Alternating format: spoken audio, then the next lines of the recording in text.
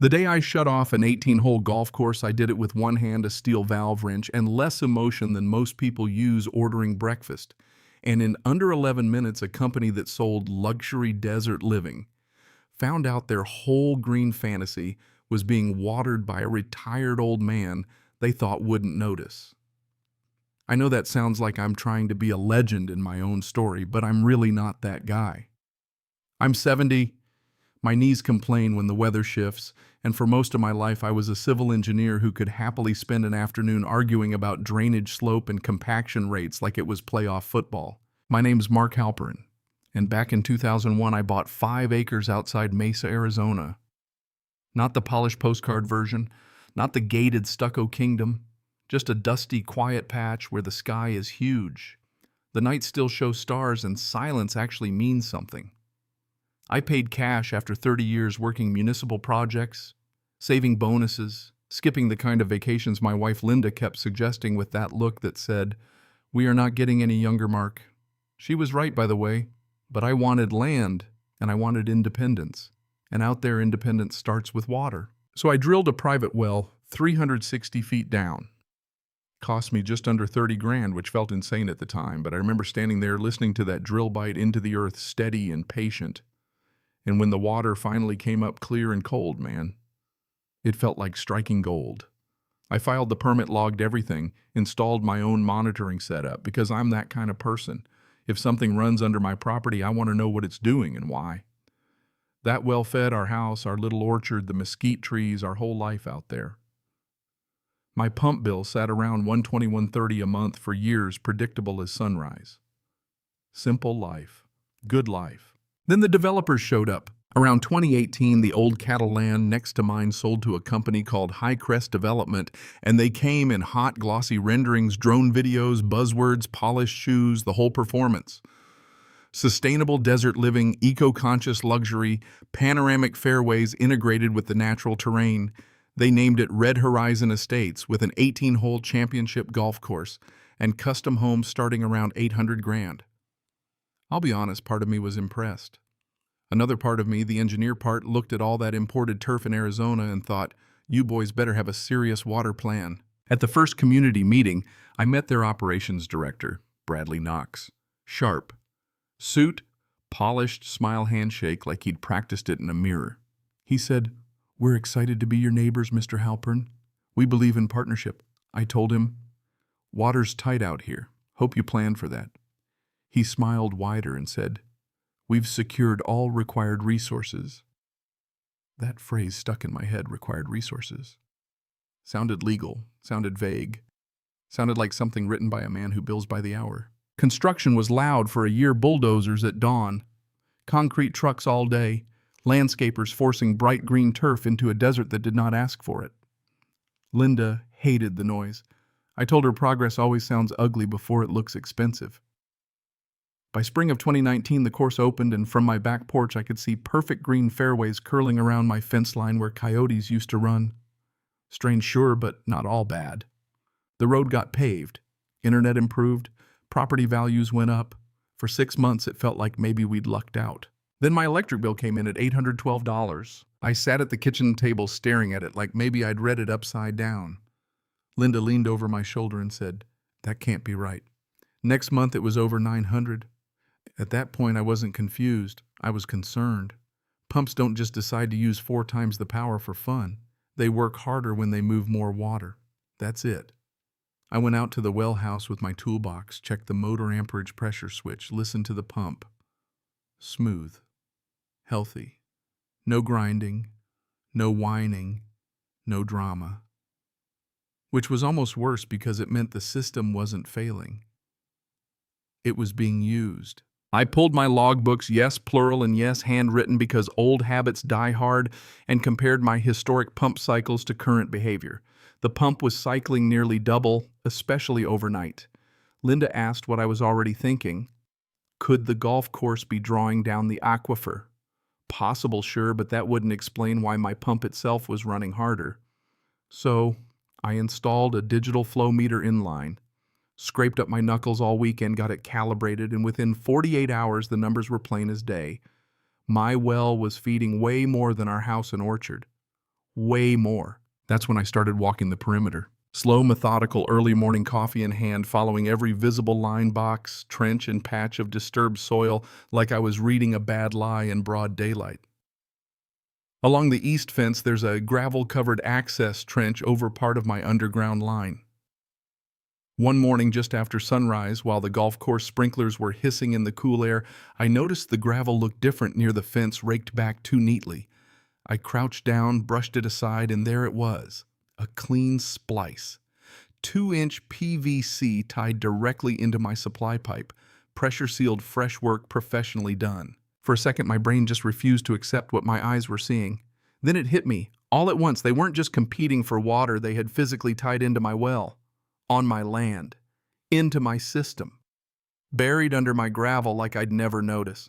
And what I felt first wasn't anger, it was violation. I covered it back up, went inside, poured coffee I didn't even want. And Linda knew something was wrong from the way I set the mug down. I said, "They're in our line." She went quiet, and if you've never met a retired second-grade teacher who goes quiet, let me tell you, that's not calm, that's strategic thinking. "Are you sure?" she asked. "I'm sure." Now here's the thing people miss: that well wasn't just plumbing to me, it was security. It was 30 years of work and a retirement plan, and a promise I made to myself that nobody was going to control whether we had water on our own land. So no, I didn't storm over there yelling. I did what engineers do. I documented. I pulled 6 months of logs, matched them to flow meter data, calculated excess volume. Legal pad, pencil, calculator, all of it. By sunset, I had a number that made my stomach turn: 287,000 gallons. That is not a leak. That is not a mistake. That is commercial irrigation volume. Almost 300,000 gallons siphoned out of my well while I'm paying the pump bill. Next morning, I drove into town and sat in the parking lot of a water rights attorney I'd heard about years before, Carla Mendez. Small office, no flashy sign, just her name on the door, and the kind of waiting room that says she wins cases without needing a marble fountain. I laid out the permit photos, flow data calculations. She leaned back, looked at the splice photos, and let out a low whistle. "They didn't even try to hide it," she said. Then she looked at me and said, "You have exclusive rights to that well under your permit. No easement, no sharing agreement. This is unauthorized diversion." I asked, "What are my options?" She said I could demand payment, sue for damages. Then she paused and said, "Or you can shut them off." I asked if that was legal. She said, "If the unauthorized connection is on your property and tied into your line, yes, it's your system." That was the twist right there. Not revenge, not a courtroom speech, just leverage. Clean, lawful leverage. So I went home, ordered an industrial lockable gate valve, $1,200 Tamper. Resistant solid steel installed it, set cameras on the well house and trench motion activated with cloud storage, and put up a sign in big block letters: "Private well. Unauthorized access will be prosecuted." Then I waited. 3 days. Watched the meter. Every night around 1 a.m., like clockwork, the usage spiked for the golf course irrigation cycle. My pump ran steady for almost 2 hours while those fairways drank my water. Linda asked, "When are you going to do it?" "Tuesday," I said. Tuesday morning, 9:14 a.m., after their early sprinkler cycle. And right when the course was getting into morning play, I walked to the well house with the valve wrench. Desert heat was already coming up off the ground in waves. A few golfers were lining up putts in the distance, totally oblivious. I checked the camera feed, looked around, and at 9:15 I turned the valve. No explosion, no siren, no movie soundtrack, just the heavy mechanical resistance of steel closing over water flow. Then silence. I locked it, put the key in my pocket, and stood there listening to the quiet like it had weight. 9 minutes later, my phone rang. Bradley Knox. I let it go to voicemail. He called again and again. By late morning, I had 4 voicemails, each one less polished than the last: irregular pressure issues, then possible service interruption, and finally no corporate mask at all. "Did you shut off the line?" Around noon, a lawyer called talking about a misunderstanding regarding shared utility infrastructure, and that nearly made me laugh out loud. Shared infrastructure. Amazing what theft turns into once somebody writes it on letterhead. Instead of calling back, I sent one email. Attached my well permit. Attached dated photos of the splice. Attached a spreadsheet documenting 287,000 gallons at commercial irrigation rates. Total due $6,430. Then I added one line: "All future communication may be directed to my attorney, Carla Mendez." Hit send. The next 48 hours got interesting. Board members called. One tried to threaten me with lost revenue. I calmly reminded him they had tapped a private well without authorization, and I had documentation. Silence. On day 2, patches of turf on the outer fairways started fading from bright emerald to tired olive. Linda and I sat on the porch watching sprinklers sputter weakly in the distance. She asked if I felt bad. I thought about the groundskeepers, the regular folks just doing their jobs, and I said, I don't feel good, but I do feel clear. Day 3, homeowners started complaining online about course conditions. Day 5, a local paper ran a piece about irrigation disruption at Red Horizon. No names yet, just rumors and infrastructure issues. Then Bradley showed up at my gate in a pressed shirt darkened with sweat. No smile, no handshake. Mark, he said, gripping the fence, we need to resolve this. I walked up slow and said, resolve what? He snapped, you know what? I said, I know you connected to my well without permission. He actually tried this line, it was temporary. Our municipal allocation got delayed. We had to protect the turf investment, at my expense. Then came the real confession, the one hidden inside his excuses.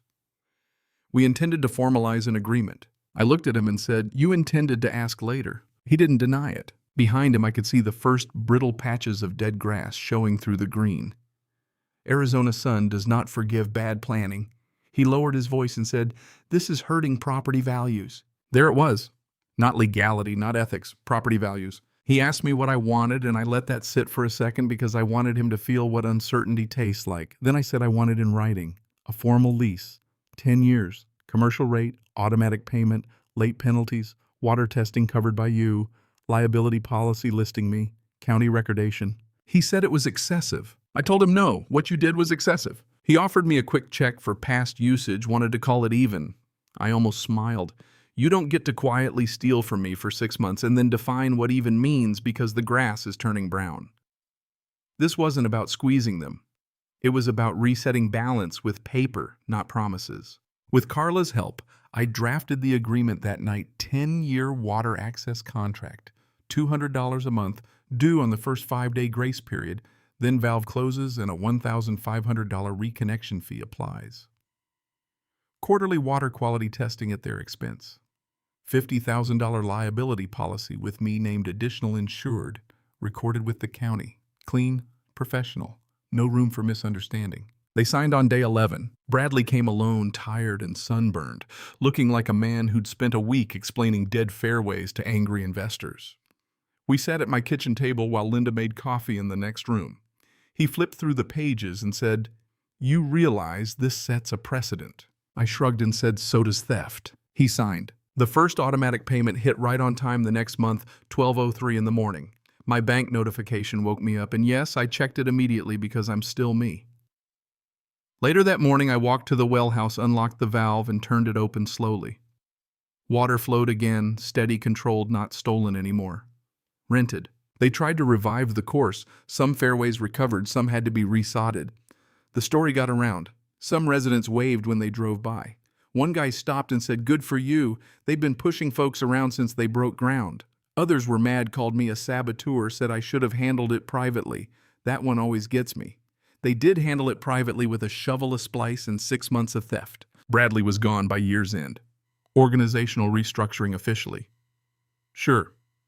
Investors don't love surprises that show up in the newspaper. And here's the part that matters. Life didn't turn into some movie ending. No victory parade, no dramatic soundtrack, just the same desert mornings, same coffee on the porch with Linda, same coyotes at night. The difference was certainty. Every month payment arrives. I never have to remind them. I've never had to touch that valve again. What changed in me wasn't that I got meaner, it's that I got clearer. I used to believe most conflicts came from misunderstanding. A crossed wire, bad communication, honest mistakes. Sometimes that's true, but not always. Sometimes people look at a quiet couple on 5 acres and run a calculation they won't notice, they won't fight, they won't have the stamina. That's not misunderstanding, that's strategy. And the hard lesson, the one I learned later than I should have, is that kindness without boundaries gets treated like free inventory by the wrong kind of person. Out here in the desert, water is not a metaphor. It's survival, power, time, money. Developers can arrive with brochures, branding, investor calls, all of it, but the land doesn't care. Wells don't care. Physics doesn't care. You either secure your resources properly or reality sends you a bill. Do I feel a little bad about the fairways that died? Sometimes, sure. I don't enjoy watching anything wither. But if I had said nothing, if I'd let that splice stay buried because I wanted to be neighborly, they would have kept pulling quietly until my pump failed, my costs buried me, or my own supply got threatened. Peace bought with silence is not peace. It's just delayed damage. So yeah, I shut down an entire golf course in 11 minutes flat. And the haziest part of the whole thing wasn't turning the valve. It was realizing how many people think being reasonable means letting yourself be used. I still wrestle with one question, though. If I had knocked on Bradley's door first, before the cameras, before the data, before the lawyer, would he have confessed? Or would he have smiled and talked about shared infrastructure until my well ran dry? I honestly don't know. What do you think if a corporation was quietly using your property without permission? Would you shut them down immediately or try to work it out first? Where's the line between being fair and being taken advantage of? Drop your take in the comments. Tell me if I went too far or not far enough, and share your own story if you've ever had to stand your ground against someone bigger, richer, or louder than you. Because sometimes justice doesn't look like a courtroom, sometimes it looks like a locked valve in the desert and the quiet guy finally deciding enough is enough.